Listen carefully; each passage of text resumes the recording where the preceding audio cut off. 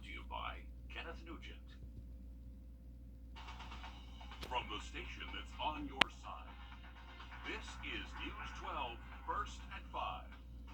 It is hot and humid out there, but we are starting to see some showers pop up. You can see out here on our bird's eye view camera, you can see some rain in the distance. So we've got Riley Hale here tracking the possibility of those storms today and then later on this week. Riley? That's right, Laura. Not only for this afternoon we are tracking those storms, but heading later into the week by Thursday, we actually have a decent chance to see some severe weather. So we have put out a first alert then. But for the next few days, unfortunately, that heat humidity just not going to be able to break across the area. Feeling like the 100s across most of the area. 90 is what we just dropped down to here in Augusta. Now that we are finally starting to see a little bit of rain around town. So pretty good vantage point from our Beach Island camera. With the humidity, though, still feeling like close to 100. That has been as high as 105 in a few spots around the Augusta metro so far this afternoon.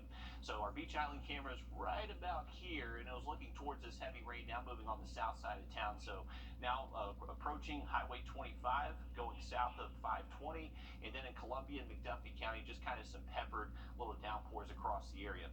Better rain coverage, though, in northern Jefferson County around Rennes and also Glasscock County, seeing some decent storms. Main threat today is just some heavy rain and a lot of cloud-to-ground lightning, so definitely stay safe with those threats if you do start to hear thunder. We are starting to notice these temps cool off just a few degrees, and this should continue now that we are seeing that rain relief across the area. But rain chances only going to stick around through around sunset. Overnight does stay dry and very muggy. Have a look at that severe weather throughout Thursday in just about 10 minutes. All right, thanks, Riley. States could receive money from the federal government to establish and maintain red flag laws. That's part of the new bipartisan gun safety law. Nearly 20 states already have these types of measures in place. Mary Green tells us what this could mean for South Carolina. South Carolina does not have a red flag law currently. I recently asked Governor Henry McMaster if he wanted the General Assembly to pursue this, given the money the federal government is now offering states to build out these programs if they have them.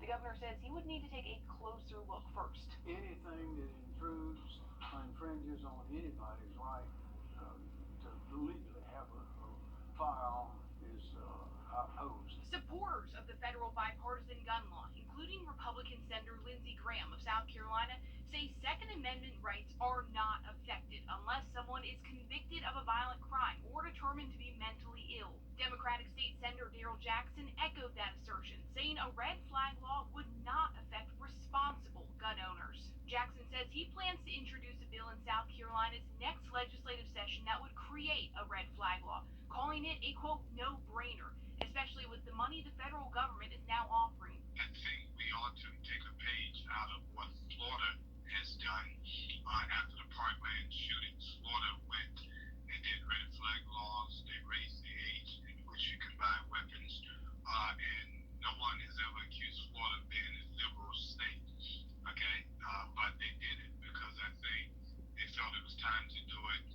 It was to make everyone safe. During a recent teletown hall with South Carolinians, Senator Graham noted that the new federal gun law does not establish a nationwide red flag law, nor does it force any states to establish their own. He says states that don't have these laws in place, like South Carolina, can still receive money from the federal government for crisis intervention and mental health programs. Reporting from the State House, I'm Mary Green. Research on red flag laws in other states has shown they can successfully prevent deaths and reduce suicide. An autopsy scheduled today for the victim of a deadly hit-and-run crash that happened in Aiken. The crash happened at Lawrence and Beam Streets. Sorry about those technical difficulties there. A side-by-side all-terrain vehicle hit 34-year-old Michael A. Jackson during that. If you know anything about what happened, call Crime Stoppers or submit a tip, crimesc.com. We're getting a look at the man who robbed the Waffle House in downtown North Augusta. This is some surveillance footage from that day. The robbery happened early Friday morning, and you can see the suspect walking in there. He's got the white long sleeve t-shirt on. He pointed his handgun and asked employees to open the register. One of the employees did, and the North Augusta Department of Public Safety says the suspect told them, "God bless you, I didn't want to hurt anyone." The man left the scene in a silver sedan. If you know anything about who this is, call North Augusta Public Safety. We're learning a lot more tonight about the deadly attack at a 4th of July celebration in Highland Park, Illinois, a northern suburb of Chicago. An assault-style rifle used during that killing spree, the same weapon used in a string of recent mass shootings across the U.S. The gun was purchased legally, police say, by a young man who grew up in that tight-knit community. More than 70 rounds fired from a high-powered rifle raining down on families gathering for a 4th of July parade. The panic a day later, replaced by an eerie silence and haunting images of chairs and children's toys left behind by those rushing to escape the killing spree, carried out, investigators say, by this man, 21-year-old Robert Cremo. He brought a high-powered rifle to this parade. He accessed the roof of a business via a fire escape ladder, Gunning down 7, wounding more than 2 dozen, all while wearing a disguise, according to police. Primo was dressed in women's clothing, and investigators do believe he did this to conceal his facial tattoos and his identity and help him during the escape with the other people who were fleeing. Police tracking him down about 8 hours later, 15 miles or so from the massacre. As the investigation continues, survivors and this tight-knit community struggle to understand what happened and what comes next. Messages in chalk from children who were there but can't fully understand. Their parents now caught in the emotional crossfire. Mentally exhausted, mentally shooken, anxious, scared, fearful, and enraged. This will be running through our heads for forever, because it's a nightmare that is stuck in our heads forever. Jay Gray, NBC News, Highland Park, Illinois. Officials say the weapon used in Highland Park was a high-power rifle. As we mentioned, that weapon was purchased legally. Downtown Akron, Ohio is under a state of emergency right now. This comes after 4 days of protests after body camera video shows police in Akron shooting Jalen Walker more than 60 times. Protesters want a Justice Department investigation into the Akron Police Department's culture and their policies. Police say traffic cameras show Jalen Walker fired a round and left a traffic stop after police pulled him over for a traffic violation last week. They say Walker appeared to reach down to his waist and turned toward an officer who was chasing him. The reasonable officer's perception at the time of the encounter is what's going to be important, not looking back. A medical examiner's report said Walker's body had dozens of gunshot wounds. The 8 officers involved have been placed on paid leave. We don't know yet if any more body camera footage will be released in this case, but in the meantime, downtown Akron is under a curfew until further notice. Although many went out yesterday to celebrate Independence Day, there were crowds of people across the country protesting for the America they believe was taken away from them. There were 4 protests in the Atlanta area over abortion rights. Organizers want to push for change at the state level. Abortion still legal in Georgia, but many believe that will change in the coming weeks, pending Georgia's heartbeat bill. This bill would ban abortions after a fetal heartbeat is detected, which is typically around 6 weeks. Everyone across the country has been dealing with rising gas prices, but one business in Liberty County, right outside Savannah, decided to step in and help their customers over the busy holiday weekend. The A&Z Food Mart in Hinesville sold their gas for $2 a gallon, a lot less than half the state's average.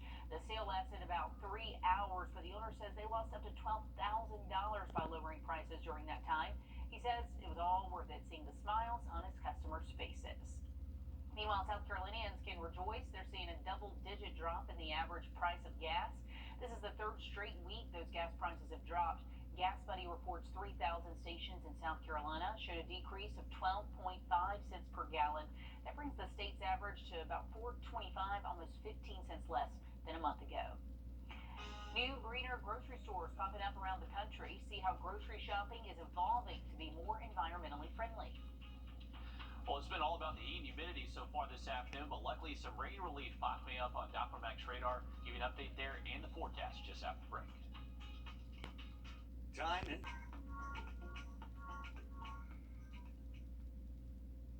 More plastic-free, zero-waste grocery stores are popping up. Anthony Pura has more about the difference they're looking to make and how they're catching on with shoppers. The Mighty Bin Market offers groceries without the prepackaged plastic.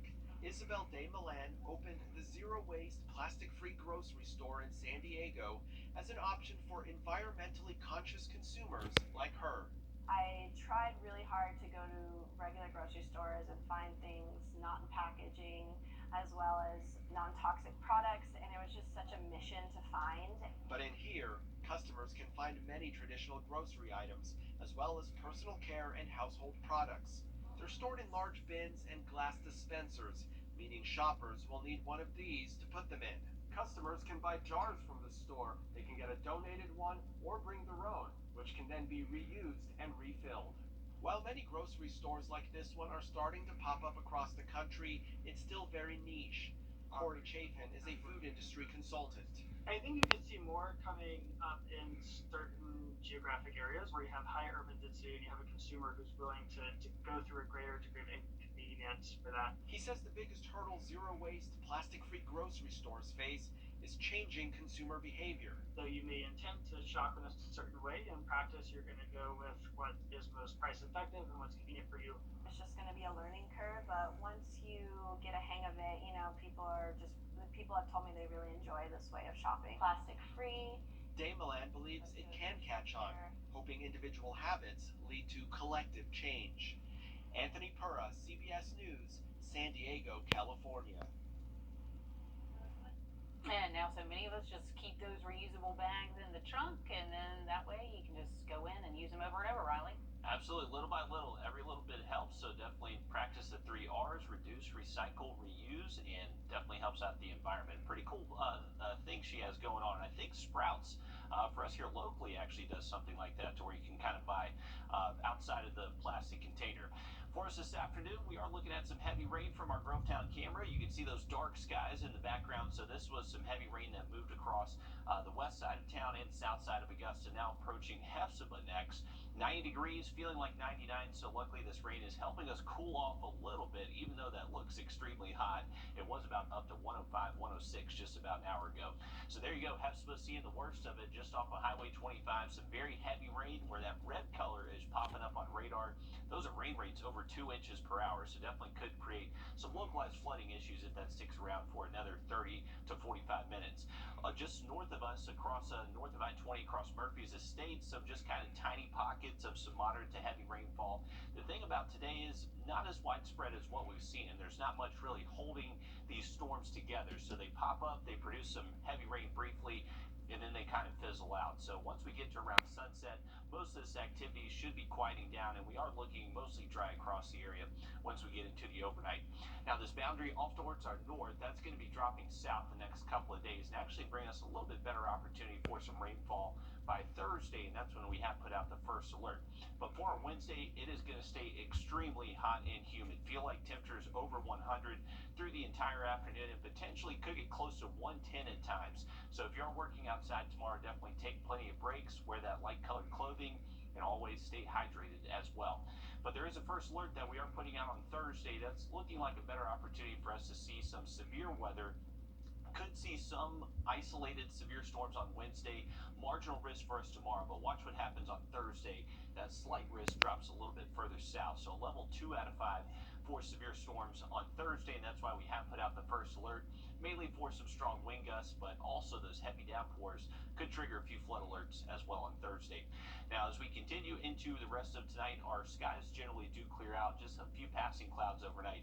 Temperatures staying very muggy tomorrow morning, only dropping to the mid-70s, and then by tomorrow afternoon, the chance for a few pop-up showers and storms out there, but not looking too widespread.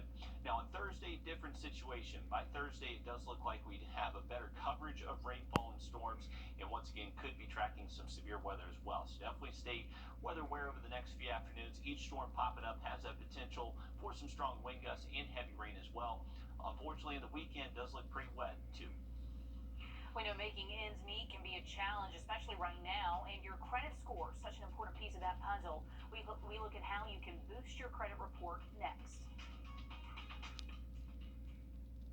Gerald Jones Buick GMC. We are professional grade. Need new furniture? Need it delivered now? Need the best prices of the year? You need to hurry to Wrdw's Furniture's famous tent sale going on now with extended hours. Don't wait 4 to 6 months. We have more furniture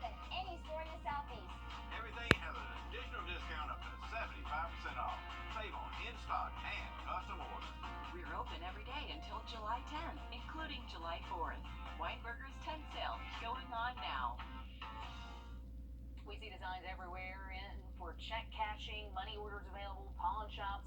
Financially underserved or unserved families pay a high price for these services, often making it even harder to make ends meet. Don Yee shares what it may be really costing you. It costs a lot of money to not have money because when you don't have a credit score, you may not have access to bank accounts, loans, and credit cards. They just are not offered to you, but it doesn't have to stay that way. Credit is really important in a consumer's life, especially for that economic advancement and upward mobility. Credit is a consumer's financial power. 45 million Americans are either unserved or credit underserved. These are consumers who do not have a bank account or who do not use mainstream financial services and primarily conduct transactions in cash. Breaking it down, about 8.1 million of them are credit invisible. And when you look at the rest of the 37 million Americans, they are credit underserved because they have very little participation. With a lack of credit, how do you get that first credit card or car loan? Credit score is a picture of you as a consumer and the risk that you entails. Many lenders are hesitant to extend credit to consumers without any credit history or score. Having no credit score can be the equivalent of having a poor credit score. Assuming you have recurring expenses, ask those companies to report on your behalf, such as rent, utilities, or your cell phone. 3 things you must do as you get your credit and build your credit. Number one, most important thing would be understanding your credit report. Get access to your credit report. Make sure you're looking at it on a regular basis, not a one and done.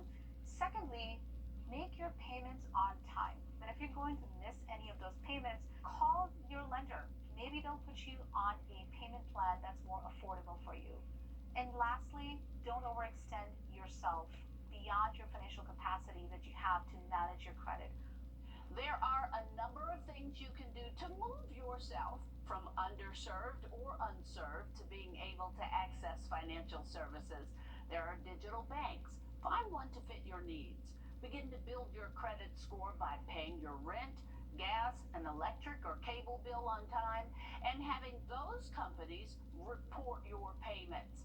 And you can try a secured or prepaid credit card.